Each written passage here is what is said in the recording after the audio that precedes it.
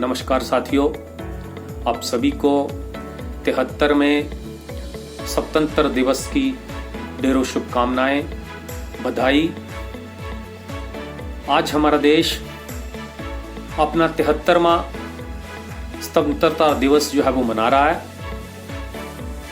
साथियों, हम अपने महापुरुषों को श्रद्धांजलि अर्पित करते हैं और उन्हें शत शत नमन करते हैं, जिन हमारे योद्धाओं ने देश की आज़ादी के लिए अपने प्राणों को नशावर कर दिया और हंसते हंसते फांसी पर चढ़ गए। साथियों, जब हमारा देश आज़ाद हुआ तो उस समय हमारा देश बहुत दयनीय स्थिति में था, बहुत सारी महामारियों की चपेट में था और औसत जो उम्र थी एक इंसान की वो 35 से 36 वर्ष ही थी।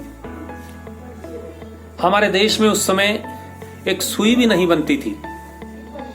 आज जब विश्व के अग्रणी देशों की बात होती है तो हमारा देश का नाम बड़े ही अदब से लिया जाता है, बड़े सम्मान से लिया जाता है और आज हमारी स्थिति जो है दुनिया के गिने चुने देशों में शुमार है।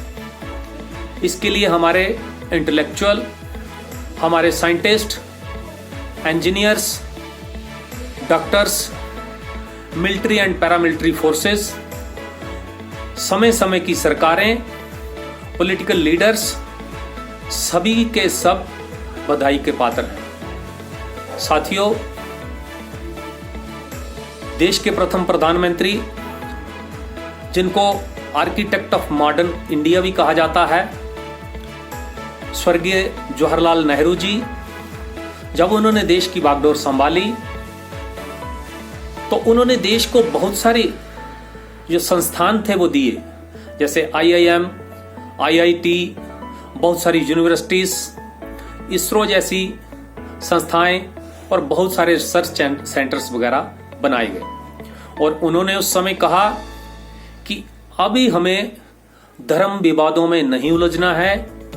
अब हमारे लिए ये जो संस्थान हैं ये मंदिर का काम करेंगे, ये मस्जिद का काम करेंगे, ये गुरुद्वारों का काम करेंगे या चर्चेज का काम करेंगे।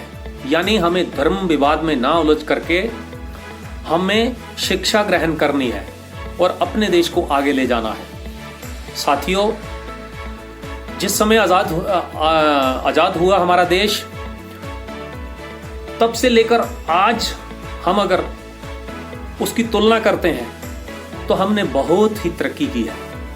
इसमें कोई दो राय नहीं कि समय समय की जो सरकारें रही या जितने भी हमारे इंटेलेक्चुअल रहे, उनका अहम योगदान जो है उसको हम नकार नहीं सकते। आज भी हमारे देश में कई समस्याएं हैं, जैसे बहुत सारे लोग अपनी पढ़ाई को अधूरा छोड़ देते हैं। मिलिटेंसी एक बहुत बड़ी समस्या है और देश को खोखला करने वाली जो एक समस्या है करप्शन, वो भी एक महामारी के रूप में हमारे देश में उभर चुकी है। अनएम्प्लॉयमेंट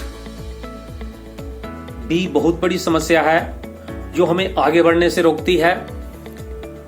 अनइक्वालिटी या कास्ट सिस्टम जैसी और कई गंदी प्रथाएं हमारे देश में हैं।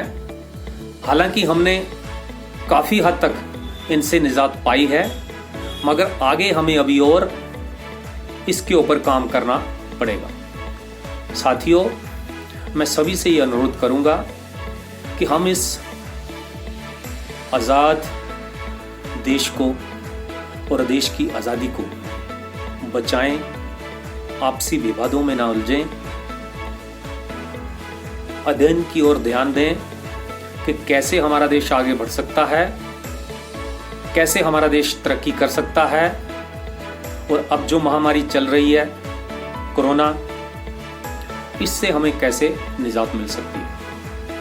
तो ज्यादा ना बोलता हुआ एक बार पुनः सभी देशवासियों को शुभकामनाएं और देश के शहीदों को शत शत नमन। आओ हम मिलकर के इस आज़ादी को मनाएं और अपने देश को आगे ले जाएं। जय हिंद, जय भारत, धन्यवाद।